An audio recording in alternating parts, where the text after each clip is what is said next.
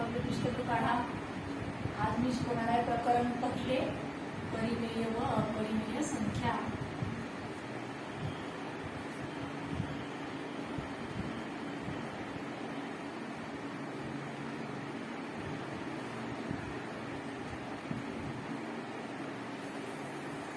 संख्या म्हणजे काय, कोण सांगेल?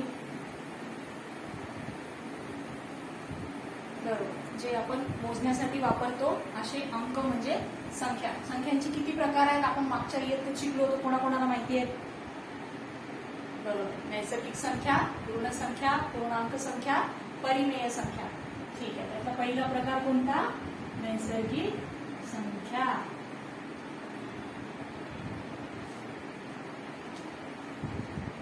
कोणत्या कोणत्या आहेत नैसर्गिक संख्या, कोण सांगेल? बरोबर, मग 1, 2, 3, 4 असंख्य. ज्या संख्या 1 पासून सुरू होऊन असंख्य पर्यंत असतात त्यांना नैसर्गिक संख्या असं म्हणतात. दुसरा प्रकार कोणता आहे? पूर्ण संख्या. बरोबर, पूर्ण संख्या. पूर्ण संख्या कोणत्या कोणत्या आहेत, कोण सांगेल? हा, शून्यापासून असंख्य संख्या, ज्या शून्यापासून सुरू होऊन असंख्यपर्यंत जातात त्या सगळ्या पूर्ण संख्या. तिसरा प्रकार पूर्णांक संख्या. बरोबर,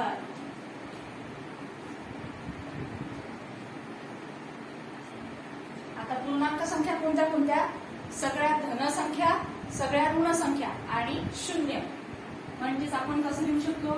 हा इथे समजा -5, ऋण 4, ऋण 3, ऋण 2, ऋण 1, 0, 1, 2, 3, 4 आणि 5 हे असंख्य. इकडे पण निगेटिव्ह वाला पण असंख्य. या सगळ्या संख्या कोणत्या संख्या आहेत? पूर्णांक संख्या. हा चौथा प्रकार कुठला आहे? परिमेय संख्या.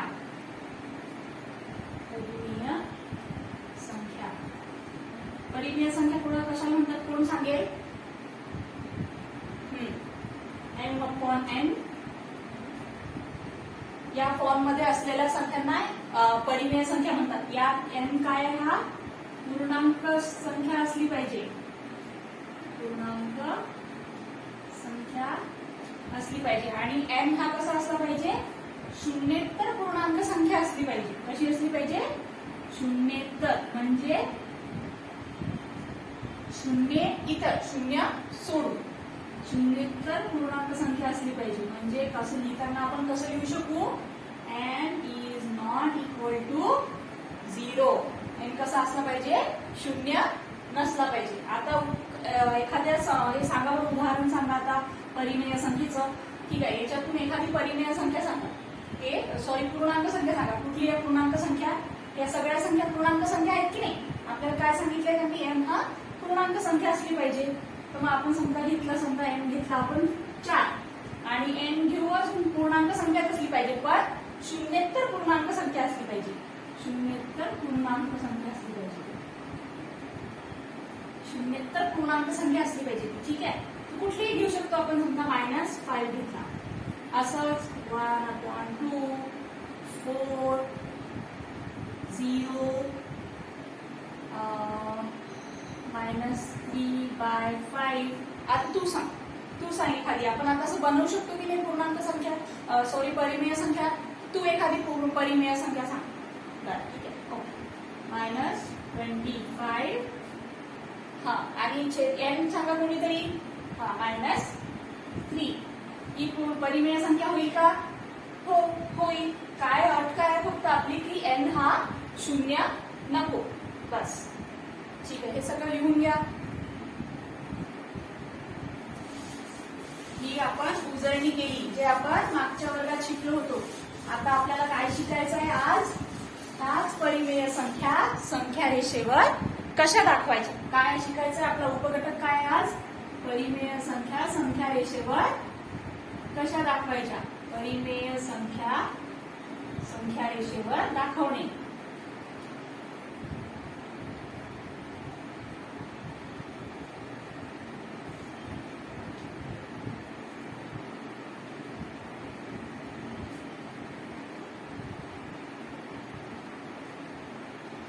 ठीक आहे. संख्या रेषा कशी असते तुम्हाला माहिती आहे ना?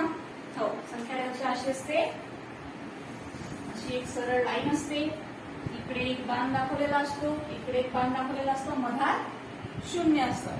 ठीक आहे. या शून्याच्या उजवीकडील सगळ्या संख्या या धनसंख्या असतात आणि डावीकडील सगळ्या संख्या या ऋण संख्या असतात. म्हणजे इथे आपण घेतला हा एक, इकडे वाढत वाढत जातात, इकडे इकडे वाढत जातात, बरोबर आहे. ठीक आहे. हा एक आहे, हा दोन, हा तीन, हा चार, हा पाच, हे असं इकडे वाढत जाणार आणि इकडे पण इकडे वाढत जाणार उलट. कसं? मग आता शून्याच्या डावीकडे काय तर वजा एक, वजा दोन, वजा तीन, वजा चार, वजा पाच आणि हे इकडे वजा म्हणजे 6 7 असं आणि इकडे वजा 6 7 असं चालतच राहील. ठीक आहे. आता आपल्याला संख्या रेषेवर दाखवायचं आहे. आता एक उदाहरण आपण सांगू शकतो ना की संख्या रेषेवर 2 दाखव. काय करणार आहे तुम्ही? इथे 2 ला हा 2 आहे संख्या रेषेवर, 1 आणि 2, पण हे साध्या संख्या झाल्या. आपल्याला जर कोणी सांगितलं की परिमेय संख्या संख्या रेषेवर दाखवा, परिमेय संख्या कशा असतात? आताच बघितलं आपण इथे m/n च्या फॉर्म मध्ये ज्या संख्या असतात. मग आता आपल्याला जर सांगितलं कोणी की 7/3 हे संख्या रेषेवर दाखव. आता इकडे 7 तर दाखवू शकू आपण, पण आपण 3 असं दाखवणार आहे का? डिवाइड बाय 3 असं दाखवू शकतो का? नाही. त्याच्यामुळे आपल्याला काय करावं लागेल? आपण हे संख्या रेषेवर दाखवू. आता आपल्या पुस्तकात आपल्याला दिलेलं आहे 3 उदाहरणं दिलेलं आहे, ते संख्या रेषेवर दाखवायचे आहेत. 7/3, 2 आणि -2/3, बरोबर. ठीक आहे. आता याचे हे आपण लिहिलं होतं 1 2 3 4 5 -1 -2 -3 -4 -5. ठीक आहे. आता हे काय सांगितलं? या 7/3 ला आपण कसं लिहू शकतो? 7 गुणिला 1/3. 1/3 म्हणजे काय? एकाचे 3 भाग. म्हणून या एकाच्या हे जे एकक आहे 0 आणि 1 याचे काय काय करायचे आपल्याला? 3 भाग करायचे. तर मग 3 भाग करा. वेगळ्या कलरचा करून घेऊ आपण. झाले. 2 रेषा ओढल्या म्हणजे याचे 3 भाग होतील. असेच सगळ्या याचे करून घ्यायचे. ठीक आहे. लक्षात येत आहे ना? काय केलं मी? का बरं 3 भागितलं? 3 भाग केले का बरं? कारण याच्या छेदात 3 आहे. तसंच इकडे पण तसंच करून घेऊ आपण. याचे पण आपण 3 भाग करून घेऊ. ठीक आहे. आता आपल्याला सांगितलं त्यांनी 7/3. 7/3 आपल्याला दाखवायचे. आता एकाचे 3 भाग तर आपल्याला समजले, पण हा 7 कसं दाखवायचा? तर मग शून्यानंतर 7 ज्या आपण रेषा काढलेल्या आहेत त्या 7 रेषा मोजायच्या. कसं? 1 2 3 4 5 6 आणि 7. म्हणजे ही जी व्हाईटवाली रेष आपण ओढलेली ही काय आहे? तर 7/3. 7/3 कसं? शून्यापासून 7वी रेष आणि एका याचा आपण 3 भाग केलेले आहेत. का बरं? कारण छेदात 3 आहे. तसंच आता हे 2 दाखवायचे आपल्याला. 2 तर परिमेय संख्या संख्या रेषेवर कसं दाखवायची ते आपण शिकलो. आता आपण बघू 2 तर सरळ आहे. 2 पूर्णांक संख्या आहे, पूर्ण संख्या आहे, म्हणून सरळ सरळ 2 मोजायचे. आता हे असं 2 मोजायचे नाही. का बरं? कारण याला छेद 3 नाही आहे. सरळ सांगितलेलं आहे की 2 ही संख्या परिमेय संख्या संख्या रेषेवर दाखवायची आहे. म्हणून सरळ हे 2 न मोजता हा 2 बघायचा. म्हणून कुठे? तर इथे. ही कोणती संख्या आहे? 2. इथे सरळ दिलेलं आहे. आता आपल्याला दाखवायचं आहे -2/3. ही संख्या कसं लिहू शकतो आपण? -2 गुणिला 1/3. ठीक आहे. आता हे -2 आहे म्हणजे कुठं आहे? इकडे डावीकडे संख्या रेषेवर शून्याच्या डावीकडे. आता याला छेद 3 आहे म्हणजे या भागांचा पण विचार करावा लागेल. मग हे काय आहे? -2. म्हणून मग इकडे जायचं आहे आणि 2 घर इकडे जायचं आहे. मग हे शून्याच्या डावीकडे 1 आणि 2 म्हणजे इथे. इथे कोणती संख्या आहे? -2/3. ठीक आहे. हे पण झालं. आता हे पण दाखवलं. आता आपण आज काय काय शिकलो? तर आपण शिकलो संख्यांचे प्रकार. नैसर्गिक संख्या कोणत्या कोणत्या आहेत त्या? 1 2 अशा असंख्येपर्यंत. पूर्ण संख्या कुठून सुरू होतात? शून्यापासून सुरू होऊन असंख्यापर्यंत. ठीक आहे. पूर्णांक संख्या कोणत्या? 0, सगळ्या धनसंख्या, सगळ्या ऋण संख्या, अशा पूर्ण मिळून सगळ्या मिळून काय होतात? तर पूर्णांक संख्या. आणि परिमेय संख्या कोणत्या? m/n या फॉर्म मध्ये असलेल्या संख्या. पण n हा 0 नको. ठीक आहे, आता आपण प्रश्न सराव संच 1.1 सॉल्व्ह करू. ठीक आहे, सगळ्यांनी आपापली पुस्तकं काढा.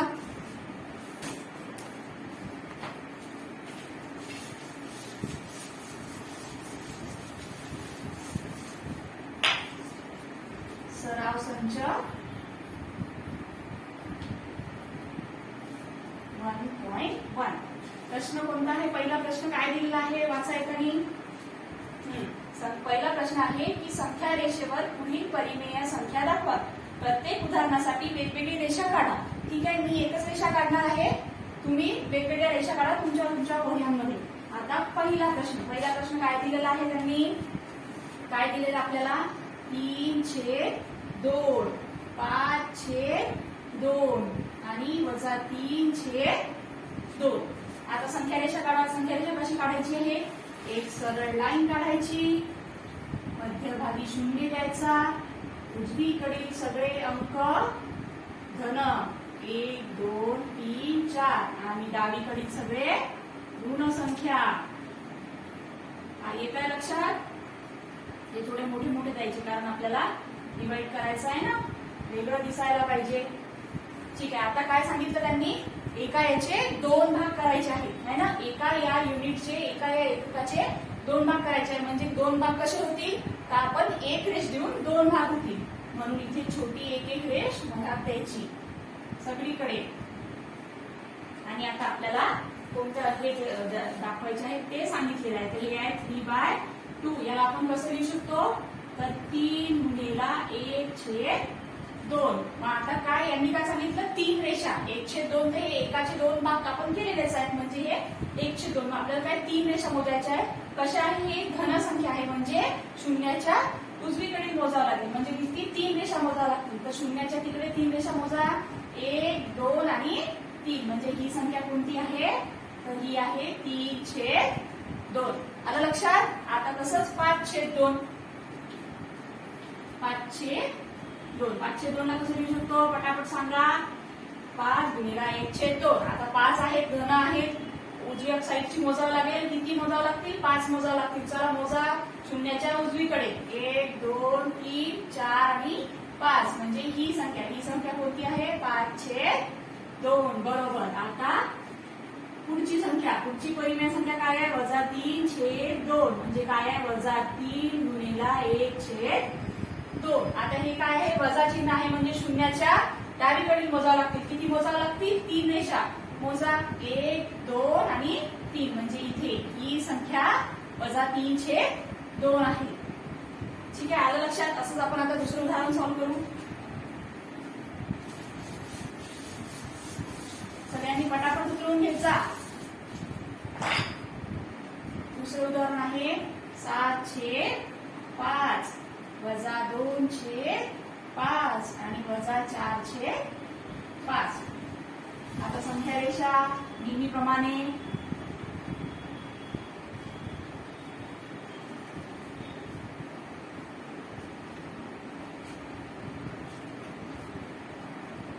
ठीक आहे. आता काय सांगितलं आपल्याला? 5 भाग करायला सांगितले, म्हणजे किती रेषा आवडावं लागतील? 4 रेषा. 3 भाग करायला सांगितले तर 2 रेषा आवडायच्या. 2 भाग करायला सांगितले तर 1 रेषा आवडायची. 5 भाग करायला सांगितले तर 4 रेषा आवडायच्या. म्हणजे काय की जितक्या रेषा आपल्याला, म्हणजे जितके भाग आपल्याला करायला सांगितले आहे त्याच्यापेक्षा 1 रेष कमी ओढायची. आता इथे किती? 4 सांगितलेले आहे, 5 सांगितलेले आहे, म्हणजे आपण किती? 4 रेषा ओढणार आहे इथे. या पहिलेच मोठ्या करून घ्या. 4 रेषा ओढायच्या शून्यानंतर. 1, 2, 3, 4. 1, 2, 3, 4. 1, 2, 3, 4. ठीक आहे, इकडे पण तसंच. 1, 2, 3, 4. 1, 2, 3, 4. 1, 2, 3 आणि 4. काय आपलं पहिलं हे प्रश्न एक संख्या कोणती आहे? 7/5. कसं लिहू शकतो? 7 × 1/5. म्हणजे किती? 7 रेषा. कोणतंही चिन्ह नाही, म्हणजे धन चिन्ह आहे, म्हणजे शून्याच्या उजव्या बाजूला. बरोबर, उजव्या बाजूला. मोजा 7 मग.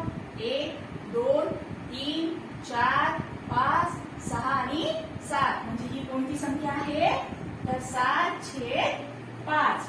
आता दुसरं काय आहे? -2/5. काय लिहू शकतो आपण याला? -2 गुणिला 1/5. आता -2 आहे म्हणजे शून्याच्या डावीकडे -2 मोजा, 2 रेषा इकडे डावीकडे मोजा, 1 आणि 2 म्हणजे ही कुठली संख्या आहे? ही कुठली परिमेय संख्या आहे? तर -2/5. आता तिसरी संख्या कोणती आहे? -4/5. आता -4/5 ला कसं लिहू शकतो? -4 गुणिला 1/5. कसं लिहू शकतो? आता 4 हे कोण सांगेल कसं मोजावं लागेल? आता हे वजा आहे म्हणजे कुठे आहे? शून्याच्या डावीकडे. बरोबर 4 रेषा मोजावं लागतील. मोजा. ही शून्याची रेष सोडून द्यायची आहे. 1 2 3 आणि 4 म्हणजे ही कोणती संख्या आहे? -4/5. आता हे पण उदाहरण झालं आपलं. आता पुढचे उदाहरण तुम्ही करून आणा. हे होमवर्क देते आहे मी तुम्हाला.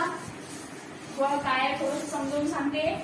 काय सांगितलेलं आहे तिसऱ्या उदाहरणात 8 दिलेला आहे. छेदात किती आहे? 8. म्हणजे आपल्याला एका युनिटचे किती भाग करावे लागतील? 8 भाग करावे लागतील. म्हणजे किती रेषा ओढाव्या लागतील? 1 ने कमी म्हणजेच 7 रेषा ओढाव्या लागतील तिसऱ्या उदाहरणासाठी. आता चौथ्या उदाहरणासाठी 10 सांगितलेलं आहे. एका युनिटचे 10 भाग करायचे आहेत म्हणजे किती रेषा ओढाव्या लागतील? 9. बरोबर. हे घरून सॉल्व्ह करून आणा. मी बघेल उद्या. आता प्रश्न दुसरा काय दिलेला आहे की दिलेली संख्या रेषा पाहून विचारलेल्या प्रश्नांची उत्तरे द्या. आपल्या याच्यात एक संख्या रेषा काढलेली आहे, दिलेली आहे. सगळ्यांनी आपापल्या वहीत काढून घेतली पूर्ण संख्या रेषा आणि जसं दिलेलं आहे तसंच लिहा. काय दिलेलं आहे? एक पूर्ण बाण आहे आणि मध्ये शून्य दिलेला आहे आणि किती भाग केलेले आहेत? किती पॉईंट दिसत आहेत? 0 आणि 1 च्या मधात किती पॉईंट डॉट्स दिसत आहेत? 3 डॉट दिसत आहेत. म्हणजे किती भाग केलेले आहेत? 4 भाग केलेले आहेत. तुम्ही पण करून घ्या. 4 भाग केलेले आहेत. इकडे सगळे धन, इकडे ऋण.